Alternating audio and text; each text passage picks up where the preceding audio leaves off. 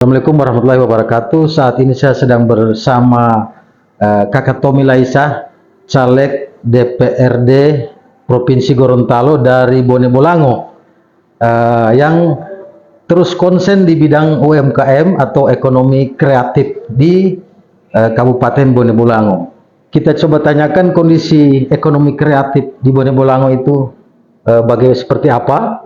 Kita tanyakan sama Kakak Tommy Laisa. Gimana Kakak Tommy melihat perkembangan UMKM atau ekonomi kreatif di Kabupaten Bone Bolango? Baik, terima kasih. Assalamualaikum warahmatullahi wabarakatuh. Halo para pemirsa maupun penonton yang menonton podcast ini. Iya. Bicara tentang ekonomi kreatif, memang untuk wilayah Kabupaten Bone Bolango itu sendiri sudah bergerak sejak tahun 2018. Dari 2018 itu alhamdulillah dengan bantuan pemerintah daerah, kemudian dengan beberapa komunitas yang alhamdulillah saya bentuk bersama teman-teman lainnya, para pejuang ekonomi kreatif, semakin kesini semakin mengalami perkembangan. Beberapa hal yang cukup signifikan itu terbentuknya zona-zona kawasan ekonomi kreatif. Zona kawasan ekonomi kreatif ini kemudian terbentuk karena terdapat beberapa geliat para pelaku ekonomi kreatif yang memang masih berkisar di ekonomi kreatif ini sendiri. Kan ada 17 subsektor. Yeah. Namun di Bone Bolango ini yang kelihatan pergerakannya ada 5 subsektor, yaitu subsektor kuliner yang utama, kemudian fashion, kemudian kriya, dan 4 seni pertunjukan, dan yang kelima seni musik. Jadi gerakan ekonomi kreatif ini cukup membantu mendongkrak ekonomi warga Bone Bolango ya, pasca COVID-19 ini ya. Ya, bahkan pada saat COVID itu justru baik di Indonesia pada umumnya, khususnya di Bone Bolango itu pertahanan ekonomi sejak sebelum bahkan pada saat pandemi, yang bertahan itu ya para pelaku ekonomi kreatif. Nah, ini yang kemudian saya berniat berjuang terus untuk ekonomi kreatif ke depan, karena memang selama ini para pejuang ekonomi kreatif yang ada di parlemen itu belum terlihat. Masih sangat minim ya. Masih sangat minim. Bone Bolango itu. Yang bicara tentang di Gorontalo pada masih umumnya sangat sedikit. Nah, hasil dari embrio bahwa Bone Bolango saat ini sudah ditetapkan sebagai kota kreatif. Pada tahun 2022 itu kita terima penghargaannya dari Kementerian Pariwisata yang diserahkan oleh Menteri langsung di Kota Semarang. Nah, ini yang menjadi tanggung jawab berat.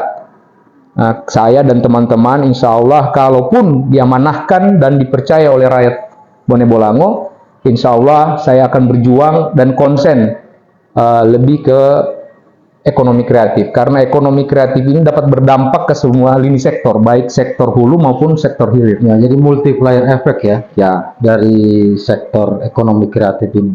Nah, yang paling menonjol ekonomi kreatif selama gerakan Kakak Tommy Laisa ini dari 2018 sudah cukup lama ya. Itu sektor apa saja? Apakah pariwisatanya atau krianya? Jadi untuk subsektor kuliner, jadi dia ekonomi kreatif terbagi dari 17 subsektor. Untuk subsektor kuliner itu sendiri sudah ada 3 zona kawasan. Kawasan ekonomi kreatif. Yang pertama itu saya bangun, alhamdulillah, dan bersama teman-teman kita berhasil dibantu oleh Pemda itu kemarin juga baru diresmikan tahap 2 pembangunan infrastruktur, pengembangan revitalisasi infrastruktur di Taman Kuliner Center Point. Jadi namanya Taman Kuliner Center Point, sehingga para kaum milenial, para anak muda yang ingin datang ke Center Point bisa mampir ke Taman Kuliner Center Point. Ya, saya pernah ke sana juga, sudah 3 kali kalau tidak salah. Memang cukup ramai ya. Orang jual kuliner sambil semi wisata alam juga, ada view-view yang bagus. Ya, yang kedua, alhamdulillah juga sudah ada sekelompok kuliner juga yang kami sempat bentuk dan itu mengisi ruang-ruang kosong di Danau Perintis. Oh, Danau Perintis. Yang kemarin sudah juga ada lagi zona di situ ya. Sudah ada zona kawah ya. Sampai di situ ya.